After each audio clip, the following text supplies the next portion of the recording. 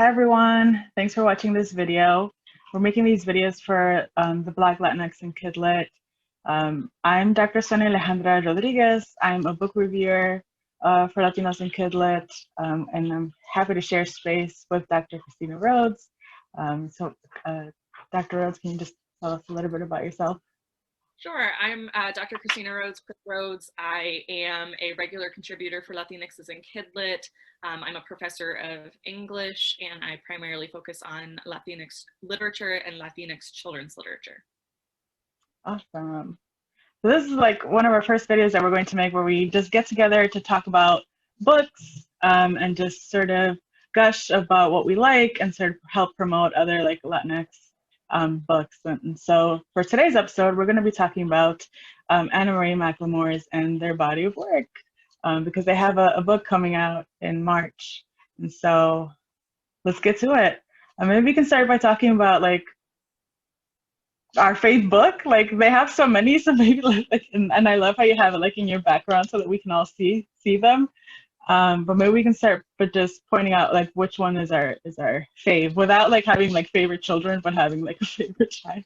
Like which one? I think we definitely all have favorite children. And I think, yeah, they definitely have such a huge body of work just in the last few years. That I think it's pretty amazing. But I will say that my fave of theirs is When the Moon Was Ours. This is the first book by them that I read. I made potentially the mistake of reading it in a public place. I read it on an airplane and just was sobbing on an airplane. I guess when we could still go on airplanes and go places, but yeah, the way that When the Moon Was Ours just sort of reveals this opulent, lush, beautiful story with Sam and Miel and how they come together and find themselves and experience transformation and experience love and loss and fear and growing up all together with this sort of like beautiful fantasy, magical, realist thing that I think is characteristic of all McLemore's other works.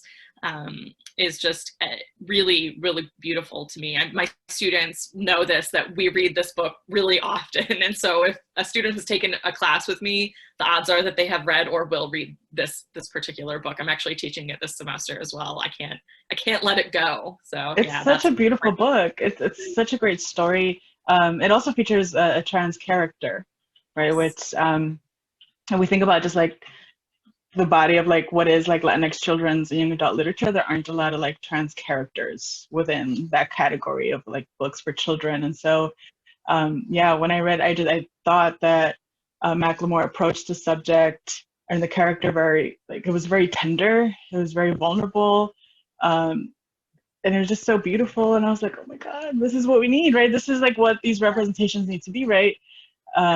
And I was like, I need someone to draw moons for me all the time and just post them around everywhere. I know, where's my Sam? Right. Like, when is he gonna come for me? And I'm like an adult woman, but yeah, this is probably the first young adult novel that I read that had a trans character in it.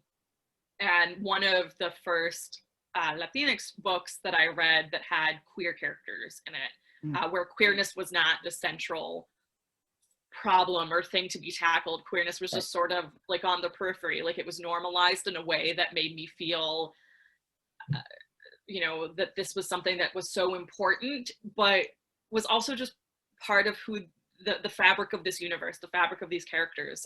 And that was, and I think that that's woven throughout their other books in a way that normalizes queerness and makes queerness feel both special and not special at the same time, that I think is really important for readers today, but also for readers, you know, who are coming to these books as an adults, who didn't have kind of affirmative readings when they were kids. Yeah, definitely. I agree with that. And I think that's why I'm so drawn to young adult literature, to children's and young adult literature, right? Precisely to what you were saying, that like adults feeling like finally like represented or like seeing an alternative to the types of knowledges they had growing up, or the lack of like representation or the lack of knowledge they had growing up, which leads me to like my favorite, which is Wild Beauty. And I think similar to like what you were saying, that like that was a book where me as a whole grown ass adult was like, oh my God, I am here. I feel this. I feel La Estrella. I feel this is me. Which, again, the wonder and beauty of like young adult literature, right? That it's not just for youth. Um, yeah, I appreciate Wild Beauty because I found so many layers to that book. Not only just that the relationship between like the cousins and their own healing and the beauty of the flowers growing out of their hands, but then this underlying story, trying not to do any spoilers, of healing the land, right? And that's just so important to think about in our imperialist country. Yeah. I think that their books are so exigent to what's going on now without being problem novels or without rehashing trauma in ways that I think, and this isn't to say that having like another immigration book, told from the Latinx perspective is a bad thing. We obviously need those books. But having McLemore's works, which are, so different and have, take place in these places that feel so familiar, but also so far away, I think is really important for us to kind of make sense of what's going on in our world, but in this sort of escapist way that I think is really something very beautiful and very healing and transformative about their works. Yeah, definitely. I think after reading Wild Beauty, I was very obsessed with, and maybe they do this in all of their stories, that like there's some sort of like the body and magic, right? Or the body being able to produce magic, or something coming out of the body that is magical, that McLemore does a lot with their books and their characters, right? So again, going back to what you're saying, right? A lot of agency from the body, regardless of what it looks like, or because of what it looks like, right? That your body has magic. I think is something really beautiful. Yeah. They have a short story in, I think it's called The Radical Element. I want to say that's the name of the anthology. I'm not positive though. About a young actress who has the magic to shift her body from being presenting more racialized brown, right? More like what we kind of think of as like phenotypically to be like what a Latinx person looks like, to be white presenting and have, pale skin and blonde hair to pass essentially in old Hollywood.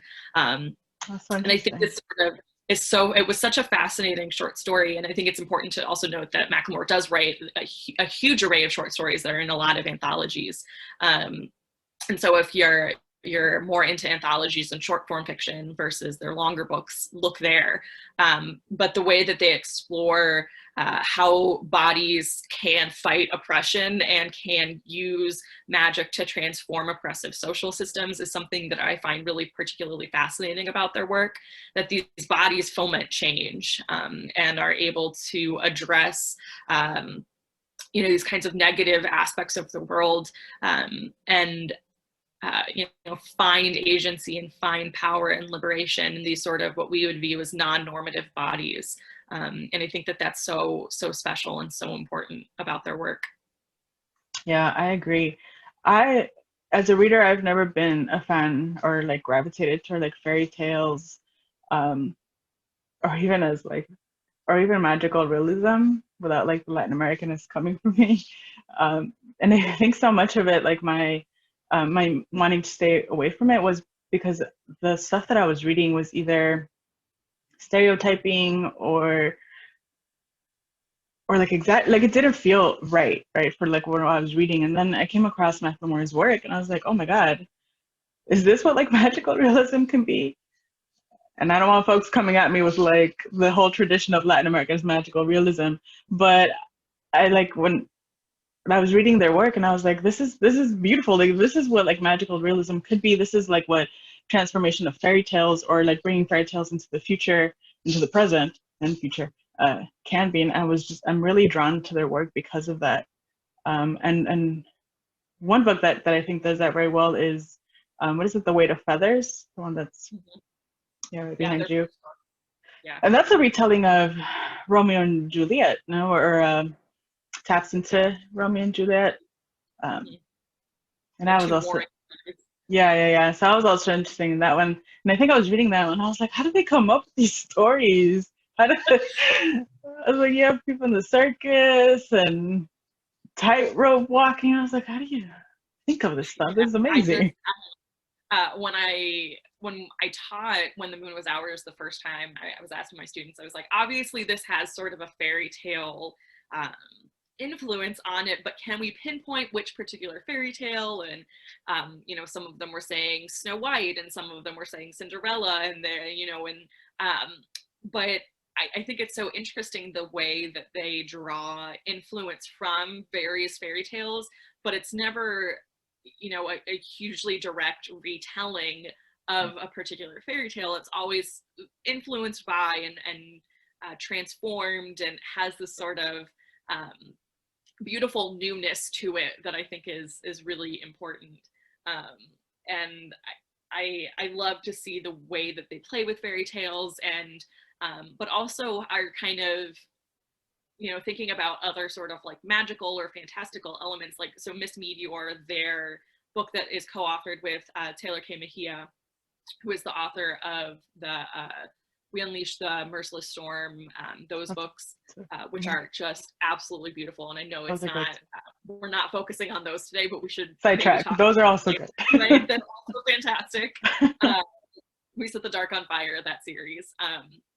But seeing, you know, the sort of like fantasy element, because the character that McLemore writes for this book is made of stardust, and I think that it's just really beautiful. God, I know, right? Like, it's just so beautiful, and the fantasy of it. And as someone, I really loved as a kid growing up science fiction and fantasy, and I, you know, was really into all of that.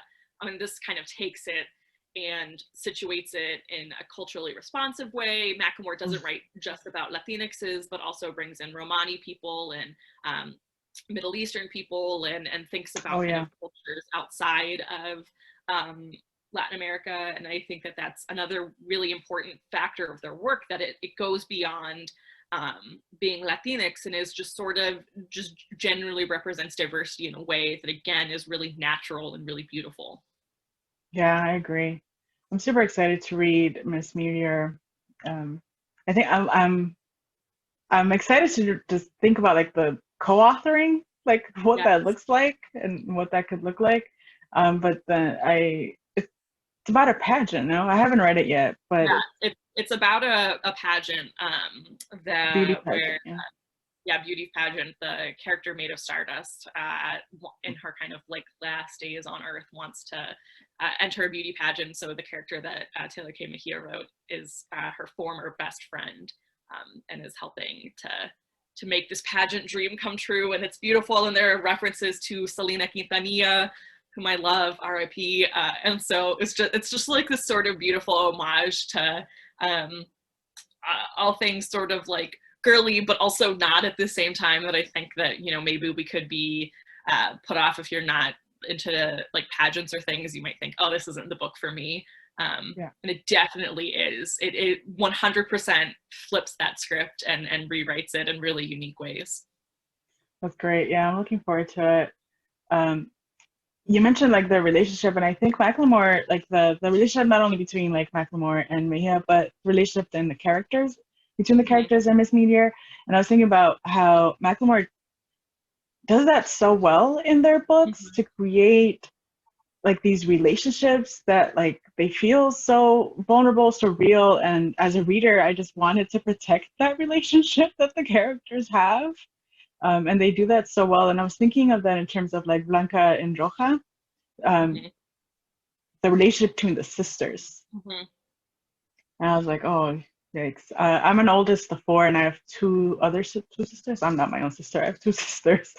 And I was thinking, I felt that, right? Like the you would like die for your sister, right? And to protect them. And that is visceral in Blanca and Roja, and I really appreciated that about that book. Yeah, absolutely. I love that the way that they craft not just romantic relationships, but familial relationships. Like, I have a twin sister, and So we're very close. And so especially Blanca and Roja was, God, that I know that I would do anything for my sister. And so I felt just so invested in their sisterhood and in the way that they think about things. And even in the sisters in When the Moon Was Ours, you know, with Miel and her sibling. I'm trying not to spoil things, right? But also the Bonner sisters and how they are just, you know, we're not supposed to, you know, like them, but we do like them, and we are invested in their sisterhood and how their sisterhood kind of crafts the way that they are so insular and against the world, but together. It's just so fascinating to me. Yeah. That also happens in Wild Beauty. Like Right. Wild Beauty, McLemore creates, it's a large family, right? And they create like ancestors, right? Because I believe that's how the story talks about these women with these powers. I don't come from a big family, and so reading Wild Beauty, I was like, oh man, I want all these cousins who share magical powers with me, and we're all in love with the same person. And so that'd be great. Right. Yeah, I think maybe luckily I'm one of like the youngest people, one of my youngest cousins, so thankfully we would never be vying for the same person. But yeah, it's definitely something that's fascinating. You know, and they always create such really likable love interests in a way that I think, you know, for people who are readers of young adult literature who are like really invested in the romance aspect of it, that like their love interests are so easy to fall in love with. And I feel like, yeah, it's just so beautiful. Yeah, I know I said earlier I'm not a fan of fairy tales, but I'm a sucker for love. Like love in all different forms. Like just I'm rooting for already. You're telling me you're in love, I'm in love too. At the very first page, I'm in love too. Let's do this. Yeah, and McLemore, you're right. McLemore creates these characters that it's easy to fall in love with them, and you want to protect them, and you want to be friends with them, and yeah. No, I feel you about. I think I was listening to the Weight of, I do audiobooks a lot. I listen to audiobooks a lot, and I was listening to The Weight of Feathers, and very similarly, right? When I'm like in the public and I'm listening, I'm trying to like not react or cry or like, but I'm like, oh no, what is happening? Oh no. Yeah. I know. I just feel things. Yeah. Reading any of their books, I usually am. I'm not great at like reading something all in one sitting or being really vigilant with reading every day. I'm not, you know, especially now, I just don't have the attention span. But there's something about their writing and the characters that they create where I'm just, you know, I'm sucked into the world that they've created, and I'm invested in it in a way that, you know, forces me to read constantly. And you know, I kind of like that. I like being pushed against with, you know, my sort of negligence with reading by characters that just are so overwhelmingly, you know, compelling in this really, really great way. Yeah, definitely. Yeah, I agree. And I think so much of that is because they play with tension so well that I know when I start a book, I'm going to be invested and I'm like, damn, I'm screwed. Because now I need to know what happens. I need to know that they're going to be okay. And so, I know. yeah. Yeah, confession, the only book of theirs that I have not read is The Weight of Feathers. I'm actually reading it right now. And I was reading last night, and I knew that I needed to get up and do work today, and I'm teaching from home and I'm trying to do all of these things, and all I wanted to do was stay up and read it last night. And when I looked at my phone and it was 11 p.m. and I was still reading, I thought, oh God, I have to go to bed, but I just want to know what happens to them. I'm just like, I'm so invested, but I can't. We have to be responsible adults. I need to know what happened. Yeah. I do. No, I'm gonna go read this when we're done recording. I'm just read. One of theirs that I haven't read yet, Dark and Deepest Red. Yes. It's on my ever-growing to be read list. I know. It is so different, I think, than their other books because it has this dual narrative. One of the storylines takes place in the 1500s, and then one of the storylines takes place in the modern day. But I also think it's really interesting because of They are exploring tensions surrounding the Romani people, which is something that we see in The Weight of Feathers. Yeah. So I really think that there's an interesting connection between them. But this one retells the dancing plague in the 1500s. And it's just so fascinating. And I love that they brought in, I know that they were a dancer, and that they brought in this kind of element of dancing as well. I was a dancer when I was younger, and I think that there's just something really beautiful about these sort of elements that they draw into each of their books and, you know, flesh out and make real, you know, like with the circus stuff and the dancing and the dancing plague and everything. And, you know, each character kind of has like a particular quirk in the books that make them special and unique, but doesn't feel artificial or forced. It just sort of is like everyone has their own little thing that they're into, and McLemore has made these real people for us. Yeah, that's so great. I've seen some of their Irish dancing videos. Yeah, yeah. I always forget that they were dancers, or they are dancers. But that's probably why they have such like an eye for the body in their stories, right? Like, I hadn't thought about that. Yeah, absolutely. yeah. And well, McLemore has another book coming out in March. So if you want to talk about it. Sure. It's called The Mirror Season. And I'm going to pull up a picture. I don't have a copy of it, unfortunately, but we can pre-order it. You can pre-order it, and I recommend that we pre-order it through the bookstore linked on Latinxes and Kidlit on our webpage. But The Mirror Season comes out March 16th, I do believe. And this is one of McLemore's books that I think is probably going to really hit hard for a lot of people. They explore in this book stories of sexual assault, and they're very candid about talking about that, and them being a sexual assault survivor as well. And so, you know, obviously we want to caution people to going into this book that, you know, if this is something that would be triggering for you, you know, take precautions and take care of yourself. But there's McLemore's characteristic magic. There is an enchanted panaderia, enchanted pan dulce in this book, which for someone like me who really loves pan dulce and can't get it where I live, I'm going to try to live vicariously through this book to get some. But I think that this is going to be a really impactful, really important book. And we encourage everyone to get a hold of it as soon as they can, and to also be supportive of sexual assault survivors who you know, or people who in your life who have not come out as being a sexual assault survivor. Just being really open and supportive, and knowing your resources and being really familiar with resources as well for people who are survivors and who might need further support. Yeah, definitely. I'm looking forward to that book. And I believe the protagonist is pansexual. Yes. Which we need more representations of in Latinx children's and young adult literature. So that'll be exciting. So again, it comes out March 16th, pre-order.